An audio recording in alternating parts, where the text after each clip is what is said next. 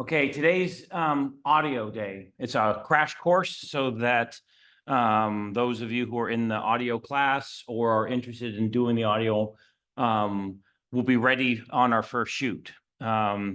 So where to begin? Since this is right on top, I'm going to start with this. Those of you who are not in the class, does anyone know what this is? What? No, it's, I mean, I guess that could be a good guess, but this is all audio today. Anyone want to make a guess? No one has a clue what this is? Yeah, it's a boom. So we have this pole that extends. It's particularly lightweight. And on it, we can mount a microphone.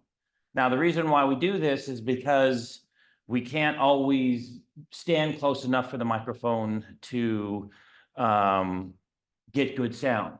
The microphones attached to the cameras almost always have bad sound, especially on film cameras. Why, by the way? Why do you think that there's bad sound coming out of the camera? What? Yeah, so there is a lot of handling noise, but there are some cameras that have motors. The Red, we have rails, and there are actual motors that will focus and zoom and change aperture, and they make noise. There are fans. It's the Red is a kind of a supercomputer, and it has to be cooled. So there are fans on it. All of that stuff makes noise, and so it's not particularly good. But also, if I have a wide shot, and if I'm shooting Chelsea from here, I might not be able to get the microphone good, close enough to get good sound. So what we'll do is we'll attach the microphone to the end of the boom, and then I can extend it so it's much closer to her. So we'll use the boom so that we can extend the microphone to get it closer. Now, we use a variety of types of microphones, but the ones that we always put on our boom pole is one that's very directional.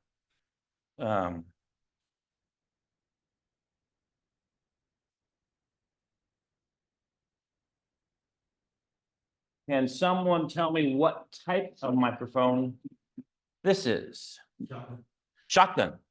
And I'm not quite sure why, but they're extremely directional. The longer the shotgun mic, the more directional it is. So I think that's a 3-inch. I think I have a 7-inch in here. This is, I think, a 12. I have 18 and 24. We almost always use the 9 or the 12 in the class. I like the sound the best, but they're extremely directional. And one of the things that we're going to do is we're going to listen to that right now. So I am getting out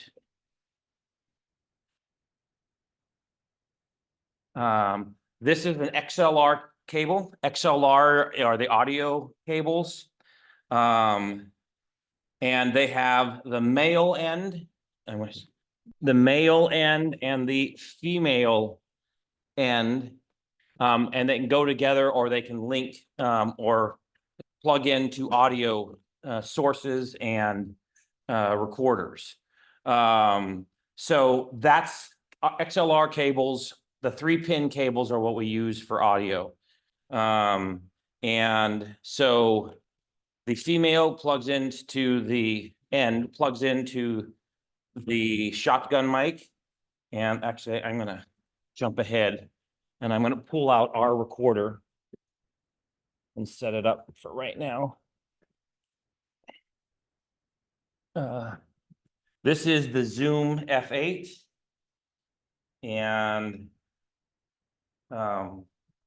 it has 8, it's called the F8 because it has 8 standard size XLR inputs. It has 2 mini XLR inputs and 4 other inputs. So you can record a variety of things, up to 12 XLR devices at the same time. So I'm going to put it in channel 1, and the XLR I'm sorry, the F8 has 2 headphone jacks, so we're going to listen to one. And the XLR jacks are on the right-hand side. There's the 1/4 inch and the mini jack. So who wants to come and listen so that we can get, everyone should do this. This should be a hands-on.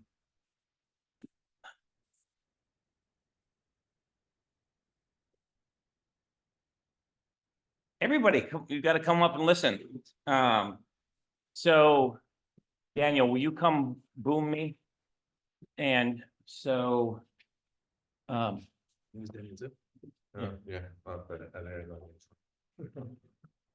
so listen, I'm going to just keep talking. I'm really good at it. Is it too loud? Yeah, Is that better? yeah. Okay, so now the microphone's pointed right at my mouth. This is the area, the throat mouth area is perfect. Now, if Daniel starts to tip the microphone up or down, you can start to see that the sound sounds bad. It should be sounding like I'm on the other side of the room, and it's just bad audio. So when you are booming this semester, and I'm sure everybody will boom at some point, it's very important where you point the sound.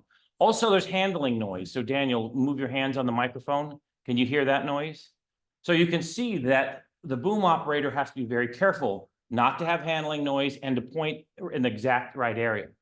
So I'm going to keep talking so you can hear, but you can see how that the audio is nice and clean. But then if Daniel turns the microphone away, I sound like I'm on the other side of the room, right? And it can be in small increments. So bring it back. So that's ideal. But if he turns it up even just a couple inches away, that starts to sound really bad, right? That's how important it is. So you can't be checking your cell phone or whatever in the middle of a scene. You got to make sure that it's pointed exactly where we need it. So everyone should get a listen. I'll keep talking. I'll ramble on and on all day. But the shotgun microphones are extremely directional. So you always have to be pointing it at the right place. The other thing too is they will come closer and farther away. So even if Daniel pulls the microphone back a foot or two, if he's still pointing in the same direction, it still sounds pretty good. But again, it gets even more exaggerated if he tips it up a little bit and out. Now it should be sounding awful. So everyone try to get a listen. I'll keep talking on and on, droning on. One of the things I think is really important about every department's important.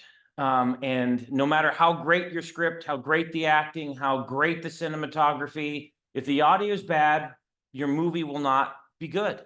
I mean, I see a lot of films that have amazing cinematography and really cool, but the audio is bad and it takes you out of it. So we have to focus on every department this semester, and audio is an important one. But anyways, everyone keep trying them on so you can get the sense of how directional the shotgun mic is. So this should sound perfect, but as Daniel starts to fall asleep and not pay attention, it's sounding worse and worse, and pretty soon it's so you can hear that. So we really want to focus. Do you hear the handling noise at the end? Yeah. So I'll keep talking and talking, and you get an idea now as Daniel blows it and starts to not pay attention, and you hear the sound get worse and worse. Yeah, so very, very directional. Okay, should I tell a joke or something to keep it going? These three guys walk into a bar. Hey, I actually tell a joke real quick. I got in trouble years and years ago. I taught an all-girls Catholic high school before I came to Gavilan. And I told this joke to a group of students. And then I actually thought I was going to get fired. Actually, I probably should wait until after class to tell the joke. It wasn't as bad as you think, but depending that type of school, it could be bad. But do you hear the difference? Yeah. Okay. Everyone get a listen that wanted to hear? Okay, thank you, Daniel. You just set it down. When we're on set, we will have usually both headphone sets going, one for the audio mixer and then one for the director. If the director doesn't want to listen through headphones, often we'll have the AD or the scriptie will listen, but it's always good to have two sets of ears. Sometimes the boom operator wants to hear, and we do have extenders for the microphones, so we can have headphones on the boom operator so he or she can hear what it is that they're recording. So anyways, what else should I talk about? We will always, I can't even think of an example when we don't shoot with the boom. Oftentimes we'll have two booms or three or four. But what is most common is that we have one boom and then we'll have lavaliers. Someone who's not been in the class, tell me what a lavalier is. Yeah, so they started for like news broadcasters.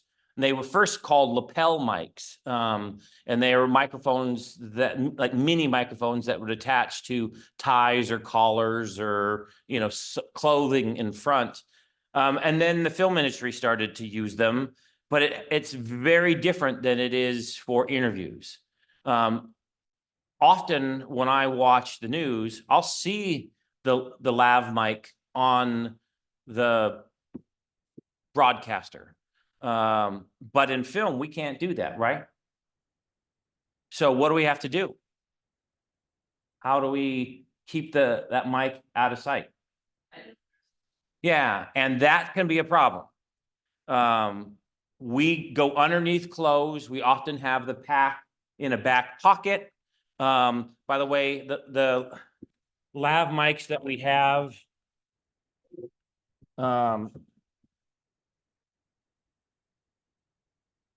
we have two different kinds. I'm about to buy several more, but we have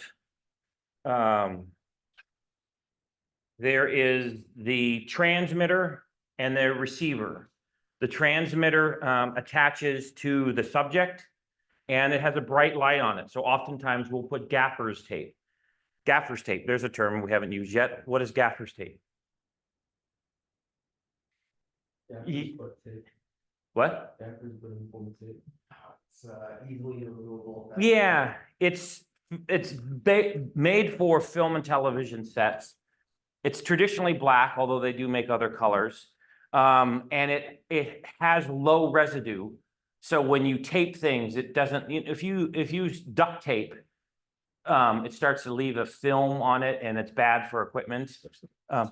Yeah, exactly. And so it's designed for higher heat, less residue. It tears easily in a lot of different ways. So anyways, we'll put pieces of gaffer's tape on the lavalier because I can't tell you how many scenes, like there was a scene in our last feature film where the actress had it in her back underneath her blouse.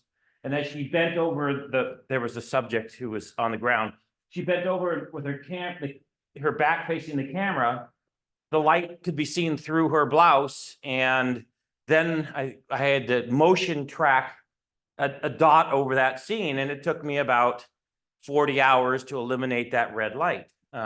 So we have to be aware of even the light on the transmitter. But for news broadcasters, they typically have big clips and you clip it to the subject. Can't do that probably because the clips are big and so they protrude through the clothes, but also, you know, it's not always ideal. This is kind of giving it away, but how do you think we bond the little microphone to the actor so it's not seen? Okay. What? Yeah. We use good old-fashioned medical tape, so it sticks to the skin. So we often will mount this to the back of the actor, go underneath their clothes, and right there in the chest. We'll use medical tape and tape the microphone. Okay, what other problems do you think with the microphone being under your clothes right here? Yeah, there's noise. So when they're standing motionless, no problem. But if there's movement, if they're acting, there can be a lot of clothes sounds, rubbing sounds. So we buy these little clothes pads. We sink the microphone into these little pads, which greatly reduce, they don't eliminate, but they greatly reduce the rubbing sounds. And then we tape this to the chest or, the throat of the actor. And so that's how we go about doing it. It sends a wireless signal, and the receiver takes the signal, and then we can plug this. It has the male XLR input ports, and we can just plug it into the Zoom. And we often will have one for every actor on set in a scene. And so if there are 4, 5, 6, 7, we'll have all those XLRs. And the problem with mixing that is you have to do a sound check on each and be aware, because if you're listening to 4, 5, 6, 7, 8 signals all at once, sometimes you can't tell where bad sound is coming from, and it bombards you with all the sound. When we mix the sound later, we never have them all on at once. In fact, I don't even like having 2 on at once. Why do you think that is? Yeah, it's just noise. So I like to have the boom mic on for all ambient sounds, body movements, and moving. If it were filming me, anytime I picked something up and slid it and set it down, the boom would pick up that noise.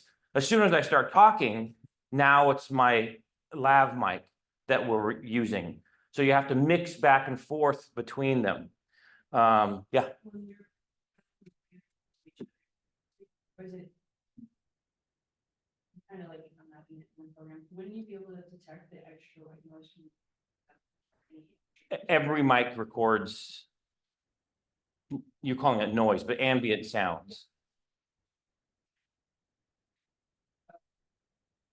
you definitely have one? Yeah, so when I go to the track with the lav, I'm turning down the boom. So are you talking about as in your editor, you want to eliminate that just noise? Yeah, so there's that way of just cutting out your audio, but also if you mix in of your what's it called? Your EQ, and you dip down that specific frequency, and so it eliminates that sound, so you get more of a crisper dialogue. Okay. Yeah. I use, we're getting out of recording, and this is in post-production, but on everything, I use a noise reduction. Almost every program editing software, you can eliminate noise, and you can adjust it. And that's before EQ.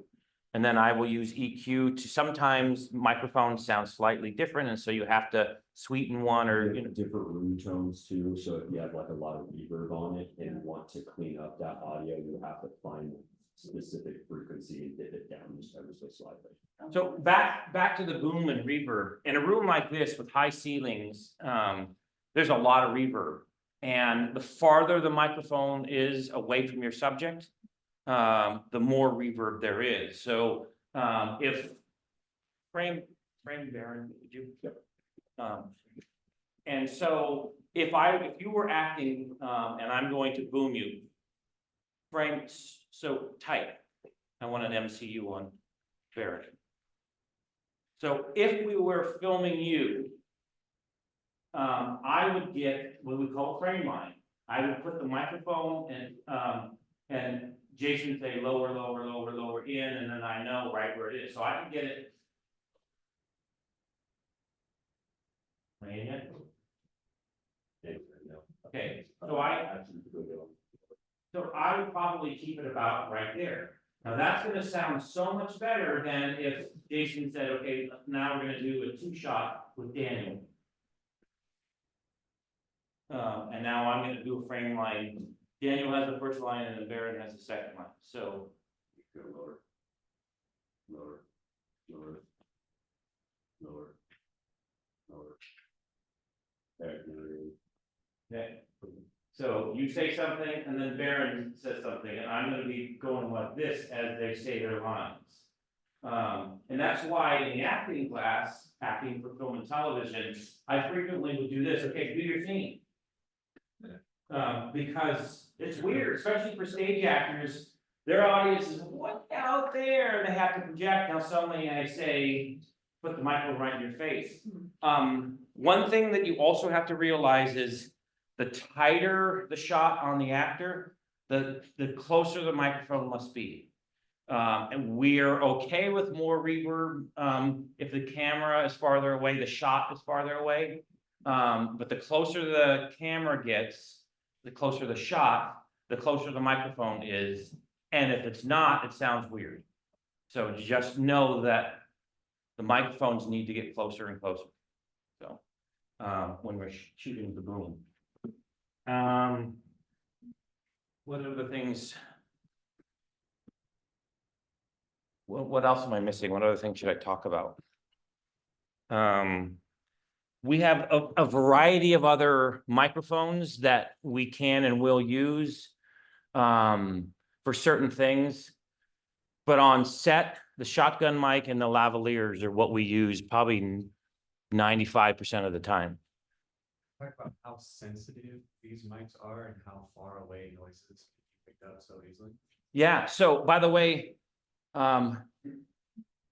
we have the fans off this room, but there is some kind of noise that we're hearing. We'll shut the door and we'll try to get the levels high enough so that later we can bring them down to help eliminate that. But incredibly, one of the things that's so frustrating about filmmaking, especially when you're filming outside, is that an airplane that you can't even see it so far away sounds like it's about to crash into you. It picks up all that stuff. Dogs barking miles away, you can hear. And so audio can sometimes be the biggest delays on shooting, because the microphones are so sensitive and they pick up everything.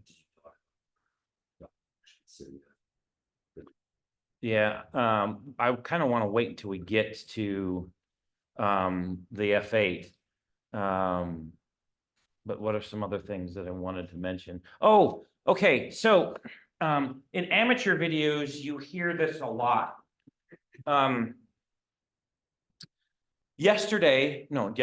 Tuesday, Jason and I were filming an event for Gav TV News, and it was the event, and I was standing like right here the whole time.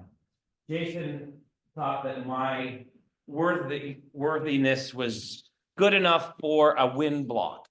It was a very windy day, and we were trying to block the wind. That has some foam on the top of this mic, over the top of the microphone, which helps a little bit. By the way, does anyone know what this is called? Windsock, yeah, and there are a variety of kinds. When we shoot outside, we have to have a windsock. This takes sound in all of these openings, and the tiniest little breeze, tiny breeze, sounds like a hurricane. It can be really, really bad. So we have to eliminate the wind sounds by using a windsock. I have one for each of our shotgun mics. Here is the one here. It has multiple layers. Here is a zipper here, but anyways, there's an outer layer, then an inner layer, and so it has multiple layers that don't allow any kind of air in. The strange thing is that it does not affect sound waves at all. So if I have this over the top of the shotgun mic sounds exactly the same as if I don't have it on. And yet it can be really windy and you wouldn't hear it. So whenever you're outside, even if there's the tiniest little bit of air movement, you want to use an air sock. I will say that there are a variety of different kinds, but the kinds that I have a compression fitting right here at the end, and that's the only thing that holds it. So when I slide the windsock onto the shotgun mic, if you're not moving, it's fine. But if there's movement, the microphone moves inside the windsock and you can hear it. Well, trust me, if you move it too much, the microphone is actually kind of bumping inside. So you have to be extra careful. The other thing is that they're kind of heavy, so it can change how you hold it a bit. But it can be a very, very windy day and not an issue at all. So you get nice, clean sound. So shooting inside and outside. What other things should I think about? I'll tell you right now, I'm about to buy a new F8. My favorite recorder. I've owned, I think, 12 different audio recorders in my career, and this is by far my favorite. It's the highest quality. It's a very high bit rate, really good sound, easy to use. I love the fact that it records onto SD cards, which is nice. I can pop it out and record or load the audio files and then pop it right back in. I love the fact that it can both be plugged in if you're inside or go battery if you're outside. But one student near the end of last semester yanked the audio cable, and now it does not AC power doesn't power it anymore. So it's now all on battery. It uses 8 AA batteries and probably need a change halfway through the day. So it's 16 batteries a day. That starts to add up real fast. So I'm going to be probably getting a new F8. I can't imagine getting anything else. I had a $30,000 48 track Tascam. And I love this way more. First of all, on set, I don't think I've ever recorded more than 12 tracks.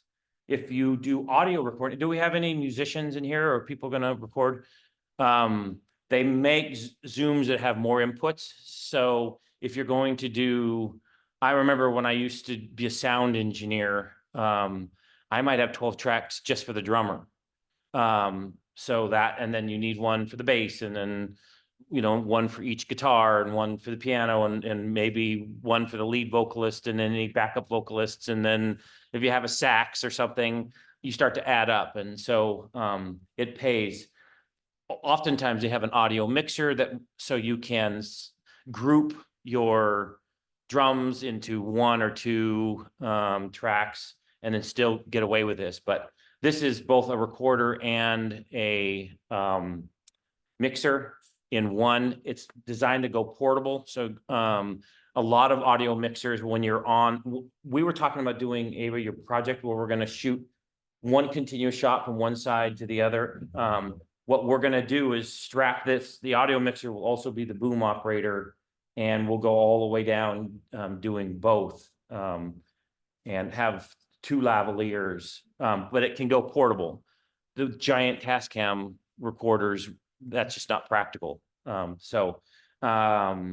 It's incredibly high quality, and yet it can go portable, which is really nice for filmmaking. Very compact too. This little tiny device. I've never seen a recorder that records as well as the Zoom. So yeah. I think when I bought it, it was 5,000, and I think they're about 1,500 now. I'm not sure. I'll probably find out this weekend. So, but whatever it is, I'm buying it because I love this one, and I'd rather have a new one than spend $20 for every shoot on batteries all semester and next semester, et cetera. So, and we'll have this here, so probably students can check it out if they need it. And then you pay for the batteries. So anyways, I guess we can talk about the Zoom now. So probably, well, actually, why don't I turn around? Here's where you're going to need to get in a place where you can see, because Jason has to film Zoom at home. By the way, did I hit record? Okay, good, I did. So come where you can see, so I can show you things. I apologize that it's not easier. So let's go on the left side, first of all. Here are the, can you see? Yep. Here are the XLR inputs. And to put them in, you just line up the holes on the bottom, the hole on the top, it clicks in, and there is an actual click, and to release it, there's a button on top, so you push that to release it. I like to start with 1 and go all the way to 8. So there's always, if I'm recording, there's always something in channel 1, and then I move to the left.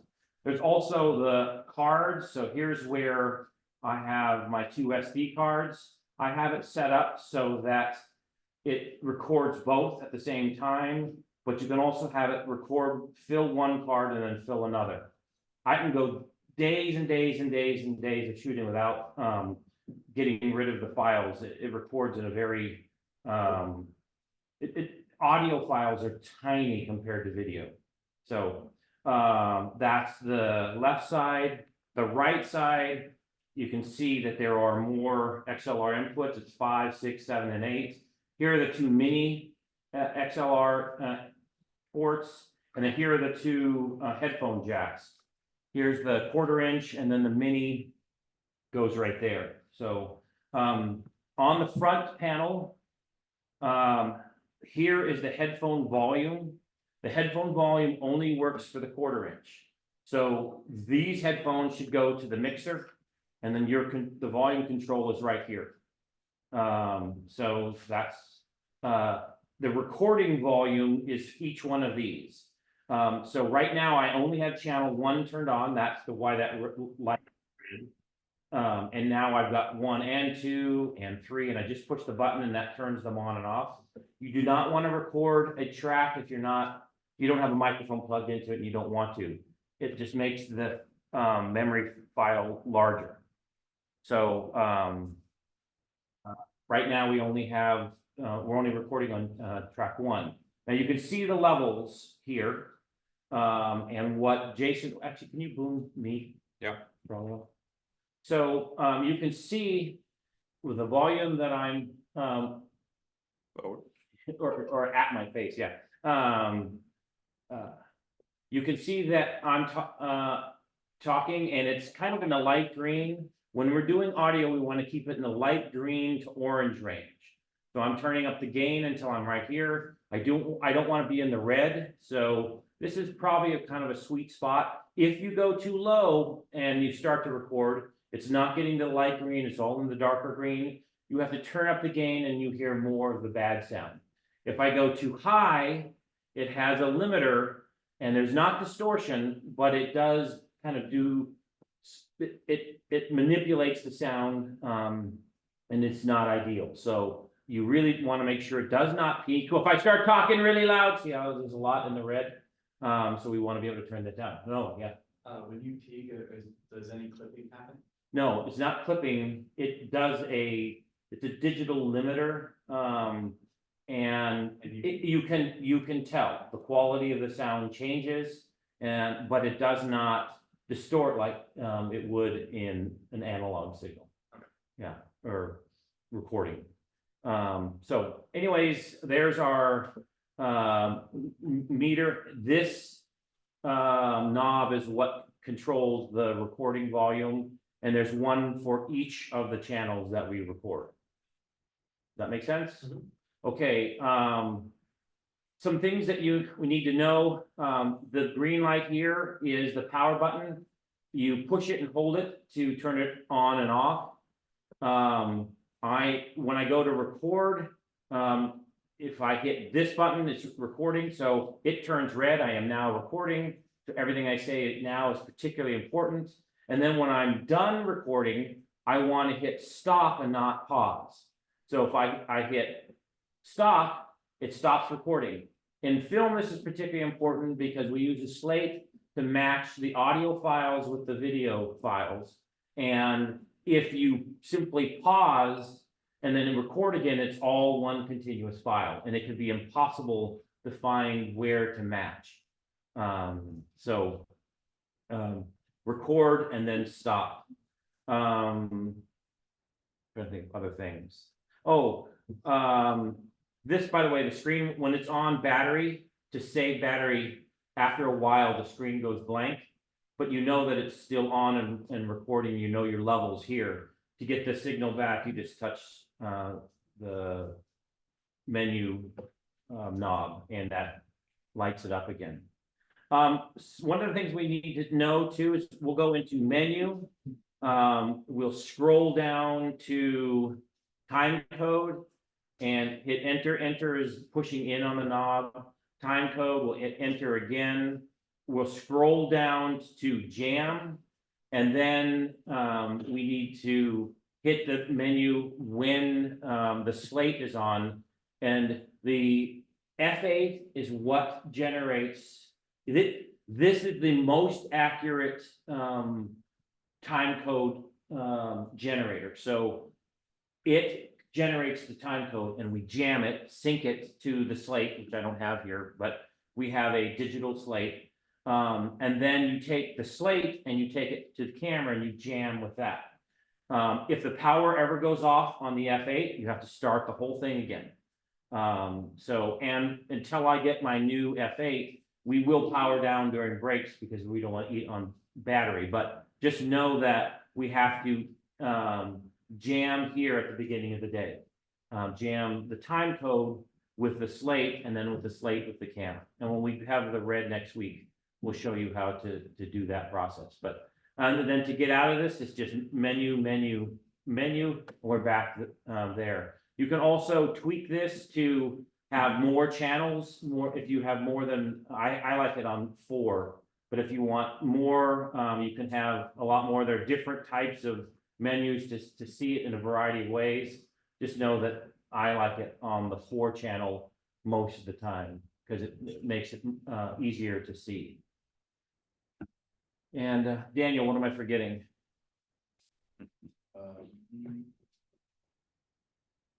Got it. What? Anyone have any questions about the? Decibel? Yeah, DB. We like to shoot, keep it at say 12 to 2. At 20 is when it starts to turn red and you start to get bad sound. If you are much below 12 dB, the audio is much too quiet. In the middle is 0, so that's why I think the 0 to 6 dB is ideal for dials. If we have a lot of talking and then suddenly someone sings in a scene, we sometimes will mic it twice, and we'll only get the screen for 1, so that we can use that channel, and the rest of it would be at the nice clean 0 dB, if that makes sense. But yeah.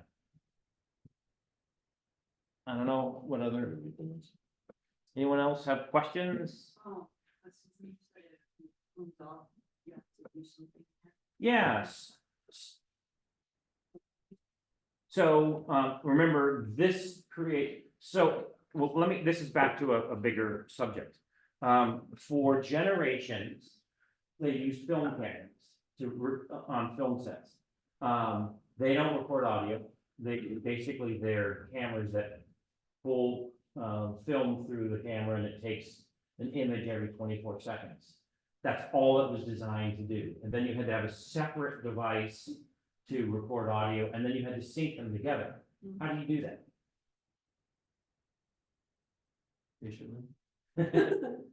In the old days, they still do it, but they use a slate, and it's the clapper. You clap. Yeah, so visually you see the slate close, and then you see the spike in the audio file, You match those two up and they're in sync. Now, the way most people do is they take time code and your computer, you tell your computer match time code from audio files and video files, and suddenly all of your audio files and video files are in sync. Click of a button. If you don't have time code, you can't do that. And then you have to go back to manually syncing them. So the best device for generating, if I had this plugged in, I could turn this on and leave it on for a week, and the time code would be perfect. There'd be no drift whatsoever. The Slate has about every 12 hours, it has about a second slip. So you can film for a day, and sometimes you need to do, and then the camera will have 2 to 3 seconds to slip per day over 12 hours. We will power the camera down during breaks for sure. But we often will leave the Zoom on all day, because if it's powered up, soon as you turn it off, now you have to jam the code again. You have, if you change the batteries on the Slate or turn off the Slate, you now have to jam again. Jam means the time code that's in the Zoom is syncing it with the Slate, and then the Slate syncs with the camera. So we're having this disruption. Late. Anytime anything turns off, you have to start again. So during breaks, we always turn the camera off. We usually don't turn the Slate off, even though it's on battery. It uses a much less, and we tend not to turn off the Zoom. So after we do a battery swap, or after we come back from a break, we have to jam again. If we ever turn off the Zoom or the Slate, you have to jam from the Zoom to the Slate again. And again, it's the process of the menu. You scroll down the time code, scroll down to jam, and you hit enter when it's the Slate is open, and it automatically transfers the time code from this to the Slate. And then when you plug the Slate into the camera, the second it plugs in, it automatically jams. Yeah, so yeah, we'll review that when we go over the red, but just know that when it comes to time code, nothing is better than this. Yeah, so they've done tests where they've left it on for like 6 months and not even one frame off. There's no slippage. Any other questions about our process for recording? Okay. There are 2 things that we often forget that we cannot do this semester. Before we film a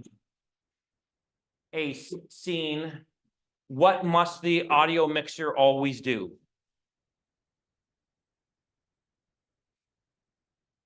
What? Yeah. No, I mean, after we're all set with the equipment and jammed and everything, what must the mixer do?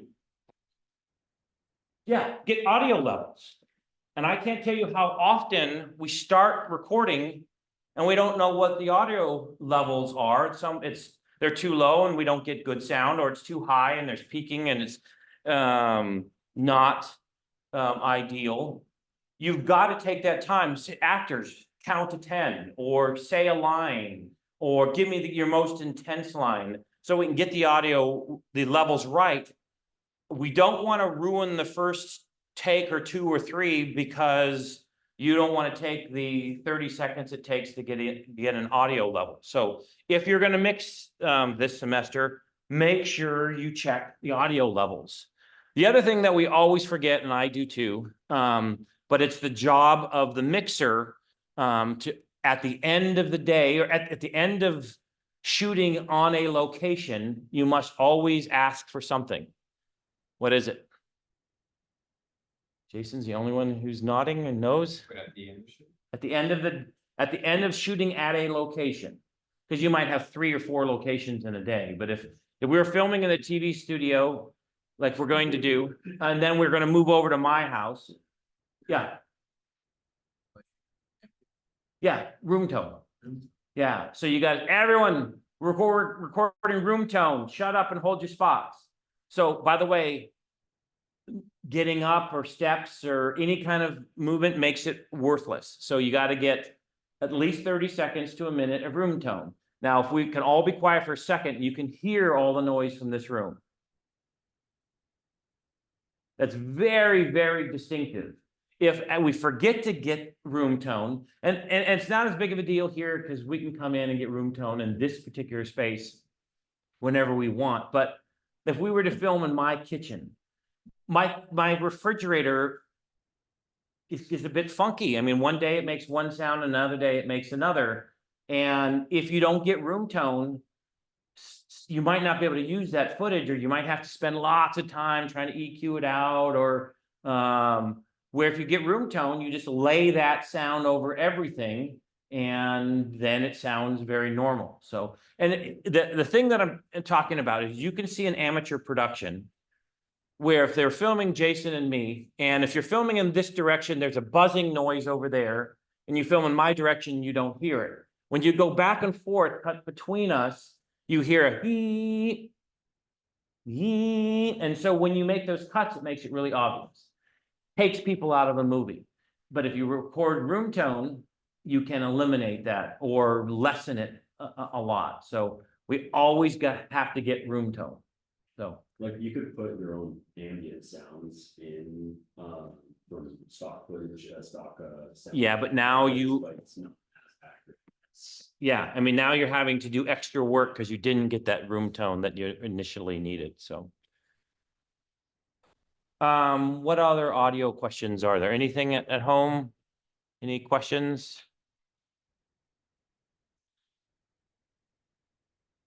Ambient sound? Well, pre-recording the sound of the ambient and pasting it out. I don't know why, but recording room tone always comes at the end of the day. And I think it's because sometimes you need the day to, or the time to hear whether there've been any changes. And that is the mixer's job. Oh, wait a minute, suddenly there's an air conditioner on and there wasn't one before. And now the scripting needs to make note. Take 2, there's air conditioner. Take 3 and 4, there's not. So you have to be aware of that. And then if suddenly if it goes off again, but the director likes take 2 that has the AC, you got to do something about it. So you got to be aware of that. Yeah. How would you mix it when you're overlaying like music, in terms of specifically, I see it mostly in horror movies where there's like this creepy sounding music along with the ringtone. Like, would you just overlay them like? Well, oftentimes it's funny because I know I've done scenes where I spent all this time to make sure the sound is clean and crisp and everything matches. As soon as you lay music over the top, a lot of that becomes obsolete, because you suddenly don't hear those unless it's very, very quiet, subtle music.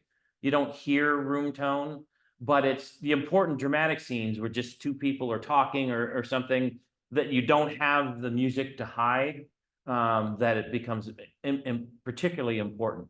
But you never know. I mean, unless the writer is directing and is also going to score or has music in mind, a lot of times you don't know where music's going to be. Composers often score it after a rough cut is done. So it's better to have recorded as the cleanest sound you can. Now, sometimes you can't. And that's why I said in Hollywood, their goal is to get clean scratch tracks because their goal is to recreate all that sound later. It's way more expensive, way more time consuming, and we're trying to get as much of the clean sound as we can, partly because we don't always have access to the actors. We're gonna have actors who come from San Jose, LA, and other places, and we're paying them for the day to work. And that's great. If someone's acting in the class, then it's easy to do ADR. But has anyone done ADR looping sessions in here? Okay, good. So 3 or 4 of you, probably because you were in the acting class. It's way harder than you think it is to keep up the energy that you had in the performance, to match the lips. exactly so that it seems very realistic. It can be very, very difficult. One of the best actors I've ever worked with is a woman named Danae. Marty cast her in something last semester, and she's amazing. Love her. She struggles with ADR. You know, looping is not her thing. And I remember we had to do a scene. I'll give you an example. We needed a classroom scene. And Gavilan used to have classrooms in Morgan Hill. And so we decided to film there. We scouted it, looked really good. I was too stupid to open my ears when I was there, but there was AC right outside of the classroom. And although the room looked great, it was extremely noisy. So we had to recreate, you know, all the audio for that scene. I had to create an ambient sound, and then I had to loop the two actors, and then I had to Foley every time of she opens her purse and digs in it at one point, pulls out keys, footsteps, pulling the chair out, sitting down, all those sounds had to be recreated. But the actress who played the teacher, it was a parent-teacher conference. The actor who played the teacher, who had more lines, did all of her lines in about a half an hour. And I spent about 6 hours with Danae before we got all of her lines right. Because it's not easy, and she struggled with it. So if we could have gotten nice, clean audio in the beginning, we would have not had to have a whole day worth of audio for the one scene. So yeah, so we're gonna do our best this semester to get the cleanest audio possible.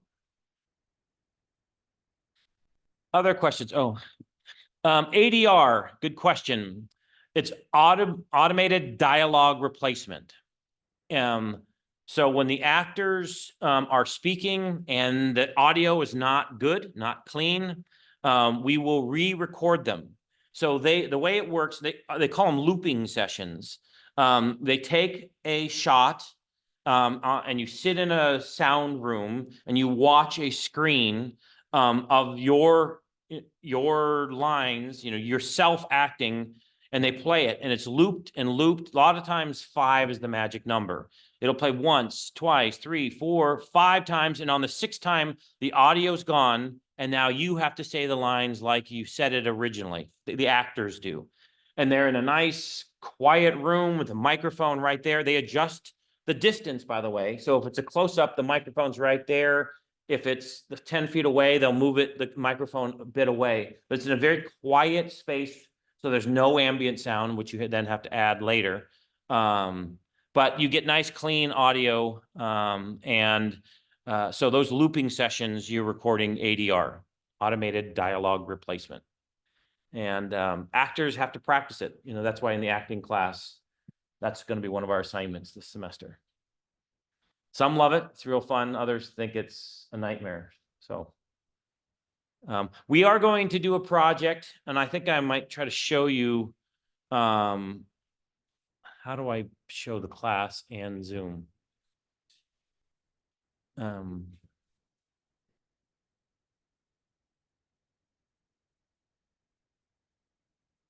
Well, I'm just going to describe it. I'm going to put the link. I think the link is on the page, our class page. You've seen it. You're nodding. You've seen it. So we've done several scenes. The first time we did it, we did the Dark Knight, the Black Knight, from Monty Python, the Just a Flesh Wound scene. He comes prancing up, and there's his assistant who's making the horse trotting sounds. And then they have the dialogue, and then there's the big fight scene, and he chops off one arm, and then the other arm, and then the legs, and that whole scene. We eliminated all of the audio and started again. So we had 2 actors. On the first day, we had, there were like 20 people who wanted to do it. They thought it'd be fun to do the British accents. But we had someone who did the knight, and then someone who did the king. And so we re-recorded their lines, and then we did fight scenes. So we had to have swords hitting, and they are moving around on the forest. So we had leaves and we had steps on dirt and leaves and anyways, we did all of this. We filmed it, all of the Foley, we filmed all of the ADR, and then we play it again after I mix all of the sounds that we recorded. We watch us doing the Foley and the actors doing the ADR, and while the scene is playing. So there's actually 4 screens, and you can see all of that. So we did that, and it was very popular. So the next semester we did the diner scene from Back to the Future, and that was actually my favorite one, where Marty punches Biff, and then just before the big chase scene. Then was it your dumb idea to do Ghostbusters? So we did the Ghostbusters scene when they go to the hotel to get the green Slimer. The trap the first time, and they're in the dining room and they're. So I had to do the proton pack sounds, and it was 12 sounds layered on top. That whole thing. We had all these different layers together, and I had to mix them, and they shot them a lot. There's explosions I had to create. There are dining room tables being thrown, and whoever evil person came up with that idea, I think I spent over 1,000 hours mixing that one. We will create the sounds. So I remember bringing in a bunch of china and silverware and stuff. I sneak it out so my wife doesn't get mad. And then we came in here and had those sounds, and I make a giant list of all the Foley that we need to create. And some of it's footsteps, some of it's doors opening, but in that scene, it pulls the thing and the flowers are still standing. We had the silverware and plates and stuff flying off and crashing. We didn't break any of my wife's china. I'm still married. But we recreate all those sounds, and then layer them in. And at times, I mean, pulling the tablecloth off, there was probably about 30 sounds that we did separately. Silverware, plates, the crash, the whipping of the material, and there's a bunch of different sounds. But I remember at one point they're throwing chairs, and we were actually throwing chairs and recording the audio. And so you'd see the land and then the slide and all of that. So we recorded every little sound. There's fire after some of the explosions. There's fire in the scene, and so we had to. We were getting gels, and we were kind of manipulating them. It sounded like fire, and so we recreated all the sounds and layered them in. Then we got all the actors. There's Egon, Spangler, and Ray. There's also. We had somebody, it was Nicholas, who did the green Slimers, all those noises. And then it was funny, there's also the manager of the hotel just outside of the door. So you had someone do that whole comedy routine about him hearing everything crashing and then having the guy. the whole scene. And it's about a 5-minute scene. And yet it was well over 1,000 hours of my life mixing that together. Also the best level in the game. So you can see that, by the way. If I don't already have it on, I will put those on our class page so everyone can see them. So we did Ghostbusters, and then we did Back to the Future, the dinner with the parents scene. Is that the one where they're watching TV and he's like, I've seen that before. Yeah. Yeah. It's a rerun. What's a rerun? Yeah. So Marty was the boy, and the baby. That's. So remember, the bars. You better get used to these bars, kid. Remember that? Oh, yeah. With the baby. But Marty played the baby. Oh, that's. What? Why not? Oh, because you didn't go to the show? No, No, it's at the back to show. the future. Yeah. It played at the showcase. It doesn't see back to the. No, the movie back. Oh, that's a classic movie. I'm shocked. You know what I saw? Sorry. It's a classic movie. It's by Steven Spielberg. You should go and watch it. No. Oh, wait. Rod Zemeckis. Zemeckis, but it is produced by A24. No, it's Universal. Oh. Anyways, we're gonna try, we also did Inception. We did the scene, the slow motion scene when the things are flipping in the air. Yeah, we only did about 20 seconds of it, so that's kind of what I want to do, so that, well, no, just the Ghostbuster scene is like 6 minutes long, and there's all these layers. Yes, I don't want to do another side. That was the most intensive scene that you guys had. Was the Ghostbusters. Well, it's just the audio, so, and the Foley was not that bad. Foley was really fun day. But it was mixing, all the layers for some of the sci-fi stuff. There are things like when they turn on the trap, there's a buzzing noise, and then there's when it pulls the ghost. I had to recreate all of that with the Foley that we made on that day, and I was very angry with Jason or Tim or whoever. No, I think that was Tim. Yeah. So I'll give him a dirty look next time you see him. But anyways, we are going to do another one of those scenes this semester. So if you want to practice ADR, or if you want to be here on the day at this Foley, if you're in the audio class, I'm really hoping that you're here. Because first of all, it's really fun. Foley is one of my favorite post-production things. It's fun to create sounds. It's also fun to do the lines. So for the actors this semester, we will probably do the ADR in the acting class on a Thursday, but we'll do the Foley here sometime this semester. But anyways, I'm rambling. What other questions do you have? Yeah. Is the Breakfast Club? Is that like edited? Yeah. It played. So is this your? The Breakfast Club is the one that we did just the audio. I'm out of the loop. Yeah, that's done. Oh, is it done? Yeah, I didn't know it was done. yeah. I have. Don't you pay attention to the stuff that we do? I do. I remember eating the sandwich. Oh, yeah. And it's all blurred. So that's what we did last semester, was the Breakfast I Club. think you're for that. The The- Back to the Futures was just. The Breakfast Club was them, it was eating when they, remember they, Yeah. Breakfast Club was when you did the poll, you had to serve soda off the desk. Sure. Okay. All blurred. It's all.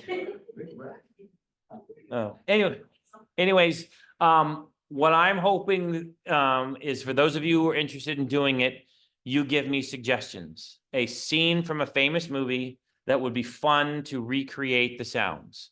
The more actors in it, the better, because it gives more people to do the ADR.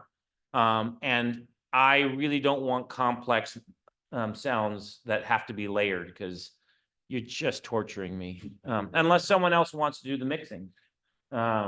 Trust me, it's extremely time consuming. And it's less about the mixing too, the editing the project. We have, I might just show something really quickly. And you're gonna have to move to come over to see it in just a second.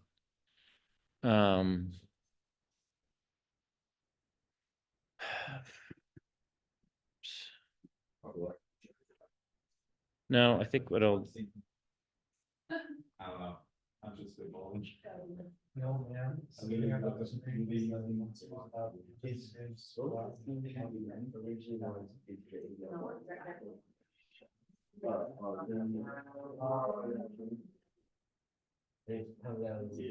Well, no, before that. Oh, okay, I'm gonna share here. So you can see it at home, and the rest of you are gonna have to come here.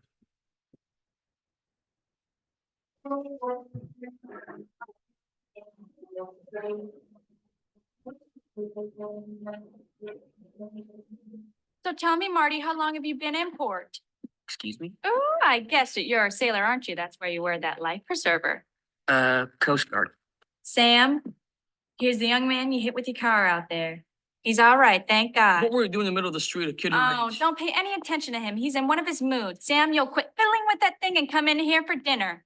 Now, let's see. You already know Lorraine. This is Milton. This is Sally. That's Toby. And over there in the playpen is little baby Chip. So you're my Uncle Joey. Better get used to these bars, kid. Yes. Joey just loves being in his playpen. He cries whenever we take him out, so we just leave him in there all the time. Well, Marty, I hope you like meatloaf. Well, listen, I've really... Sit here, Marty. Sam, stop fiddling with that thing and come in here and eat dinner. Whoa, whoa, whoa, look at her roll.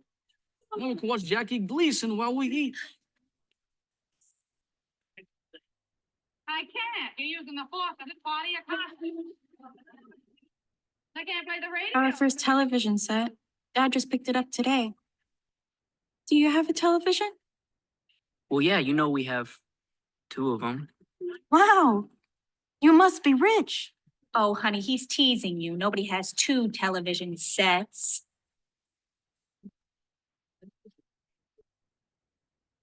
Hey, I've seen this one. I've seen this one. This is a classic. This is where Ralph dresses up as a man from space. What do you mean you've seen this? It's brand new. Yeah, well, I saw it on a rerun. It's a rerun. You'll find out. You know, Marty, you look so familiar to me. Do I know your mother? Yeah, I think maybe you do. Oh, well, then I want to give her a call. I don't want her to worry about you. You can't. That is nobody's home. Oh. Yeah. Oh. Listen, do you know where Riverside Drive is? It's the other end of town, block past Maple, east end of town. Wait a minute, block past Maple. That's John F. Kennedy Drive. Who the hell is John F. Kennedy? Mother, with Marty's parents out of town, don't you think he ought to spend the night? I mean, after all, Dad almost killed him with the car. That's true, Marty. I think maybe you should spend the night. I think you're our responsibility. Well, gee, I don't know. And he can sleep in my room. I gotta go. I gotta go. Thanks very much. It was all wonderful. You were all great. See y'all later. Much later. What's the matter? Aren't you up on current events? Don't you? He's a very strange young man. He's an idiot. Comes from upbringing. Parents are probably idiots too. Lorraine, if you ever have a kid who acts that way, I'll disown you. So that's all our audio.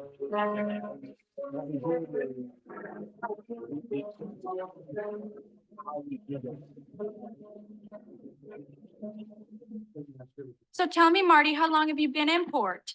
Excuse me? Oh, I guessed it. You're a sailor, aren't you? That's why you wear that life preserver. Coast Guard. Sam, here's the young man you hit with your car out there. He's all right, thank God. What were you doing in the middle of the street, a kid? Oh, don't pay any attention to him. He's in one of his moods. Sam, you'll quit fiddling with that thing and come in here for dinner. Now, let's see. You already know Lorraine. This is Milton. This is Sally. That's Toby. And over there in the playpen is little baby Chip. So you're my Uncle Joey. Better get used to these bars, kid. Yes. Joey just loves being in his playpen. He cries whenever we take him out, so we just leave him in there all the time. Well, Marty, I hope you like meatloaf. Well, listen, I've really... Watch it all, but this is the type of thing that we're going to do. Sam, stop fiddling with that thing and come in here and eat dinner. In a. Whoa, whoa, whoa, And look then- at her roll. When We can watch Jackie Gleason while we eat. We'll get to see the actors saying the lines, we'll get to see us recreating the Foley while watching the real scene and having them about it. I can't play the radio. Our first television set. Dad just picked it up Um, today. Anyways, Do you have a television? Well, yeah, you know we have 2 of them. so, any questions about this scene? I would love suggestions, keeping in mind, how much you're torturing me if you choose something that's too layered, unless there's someone who really wants to edit this project. Trust me, I will love the fact that you've done it. So if you want that opportunity, you have a suggestion? Yeah, what about the scene from the Goonies when they go up into the attic and they discover the map? Could be, That- share it with me so that I Yeah, can see. 'cause it has like five different guys. Are, There's four kids. the characters, kids are tough. Can people do kids' voices? I know Marty can, but,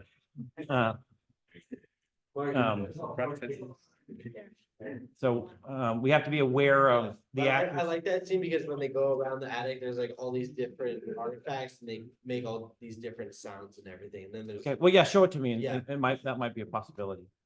Me and Barron's idea was, the scene from Alien with the table, The table Oh, with the the, dinner scene, the game. That was Jason, Um, yeah. Face out the bird, chest burster. You're thinking of the chest partition? Yes. I thought we were talking about. so Alien, is another possibility. Send the scenes to me, and then I can look at it. It's still in the. We've never done sci-fi except for Ghostbusters. But it might be something that's kind of cool as long as it's not too difficult. Yeah. No.